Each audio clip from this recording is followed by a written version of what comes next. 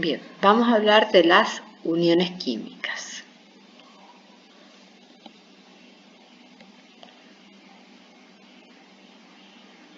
¿Qué es lo que es una unión química? Una unión química es una fuerza que va a mantener unidos a dos átomos, por lo menos, ¿sí? Esta unión hará que los átomos lleguen a un estado de estabilidad o de menor energía. Para explicar un poco cómo se cómo se producen las uniones químicas, es que se tomó como base el comportamiento de los gases nobles. ¿Qué pasaba con los elementos del grupo 8 de la tabla periódica? Estos gases se mantenían como moléculas formadas por un solo átomo. Tenían su capa externa, ¿sí?, de electrones llena, es decir, el subnivel S y el P, excepto, claro, el caso del helio que tiene solo 2 electrones. Son elementos poco reactivos, sino que salvo situaciones excepcionales forman compuestos químicos, pero estas situaciones deben ser muy extremas. La estructura de representación de Lewis nos va a ayudar a representar estas uniones químicas, ¿sí? Para usar la representación de Lewis, nosotros vamos a tener que utilizar el símbolo del elemento químico, y alrededor de este símbolo del elemento químico se van a ubicar los electrones de valencia de los elementos, ¿sí?, con puntitos. Se pueden ubicar arriba, abajo y a ambos costados. Por ejemplo, yo busco el número atómico del elemento del cual quiero hacer su estructura de Lewis. Hago la configuración electrónica, me fijo su último nivel de energía y de acuerdo a la cantidad de electrones en ese último nivel de energía van a ser los puntitos que yo voy a colocar alrededor del símbolo.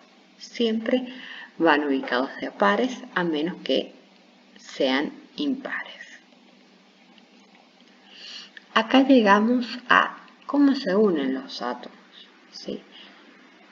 Los átomos en la tabla periódica van a tener una tendencia a adquirir la configuración electrónica del gas noble más cercano, ¿sí? Esto es en el caso de unirse con otros átomos. A esto se lo conoce como regla del octeto electrónico.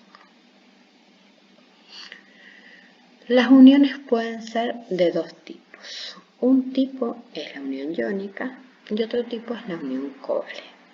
En la unión iónica se unen metales y no metales. Los metales casi siempre grupo 1 o grupo 2 de la tabla periódica, mientras que los no metales de grupo 6 o 7 de la tabla periódica. En este tipo de uniones hay una transferencia de electrones desde el catión hacia el anión. Por ejemplo, tenemos la formación del cloruro de sodio. El sodio tiene un solo electrón en su último nivel, mientras que el cloro tiene 7. Al cloro le falta un electrón para completar su octeto, mientras que al sodio le sobra un electrón para completar el octeto. Por eso este electrón se traspasa del uno al otro. Una vez que se forman los iones, estos se atraen por fuerzas electrostáticas y forman el compuesto químico. La unión covalente se da entre elementos no metálicos y en este caso hay que compartir los electrones porque ninguno va a tener la tendencia de entregar el electrón al otro elemento. Veamos el caso del flúor. El flúor tiene 7 electrones en su último nivel de energía. Para poder él llegar a la estabilidad cuando se reúne con otro átomo de flúor, tendrán que compartir un electrón para que con contando ese electrón compartido, lleguen a 8 electrones en el último nivel simultáneamente. ¿Sí? Así se forma esta unión covalente que se le suele llamar simple porque se comparte un solo electrón, un solo par de electrones. Después tenemos la unión, por ejemplo, entre dos átomos de oxígeno.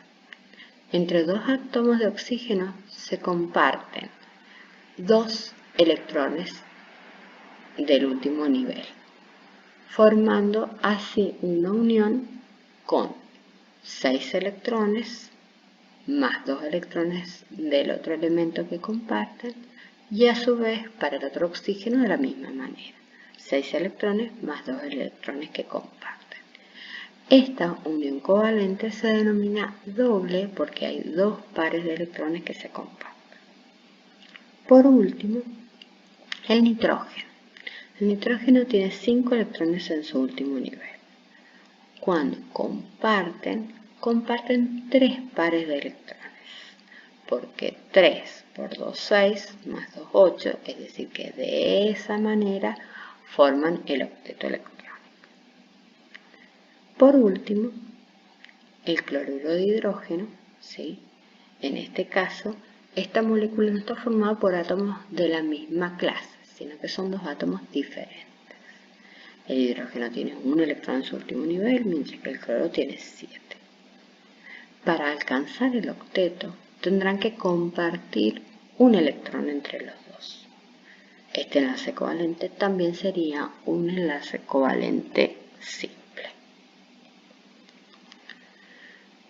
Los enlaces covalentes pueden distinguirse entre polares y no polares. ¿Sí? Cuando las moléculas están formadas por átomos de distinta especie, no comparten por igual el par electrónico, generando una desigualdad en la distribución electrónica que va a formar zonas con cargas positivas y con cargas negativas. A esto se le denomina polos. Y este enlace sería covalente polar. Por ejemplo, acá la molécula de cloruro de hidrógeno. ¿Sí? El cloro y el hidrógeno son elementos diferentes. El cloro atrae más el par electrónico que el hidrógeno. Entonces forma un dipolo donde la parte negativa está hacia el cloro y la parte positiva hacia el hidrógeno. La electronegatividad, ¿sí? Es la capacidad que tiene un átomo para atraer hacia sí el par electrónico en un enlace químico. Esta electronegatividad nos permite decidir la polaridad y también el tipo de unión química. ¿Sí? De acuerdo a la diferencia de electronegatividad, yo puedo predecir el tipo de enlace. Entre 0 y 0,4 nosotros podemos decir que el enlace es un enlace covalente no polar. De 0,5 a 1,7 se considera que el enlace es covalente polar y cuando la diferencia de electronegatividad entre los elementos es mayor a 1,7 el enlace se considera iónico. ¿Sí? Para obtener esta diferencia de electronegatividad, yo busco, ¿sí? En una molécula formada por dos átomos, busco la electronegatividad de cada uno de los elementos y la resto. Y esa resta es la que yo voy a comparar con la tabla. Este es un criterio más para determinar si las moléculas son iónicas, covalentes, polares o no polares.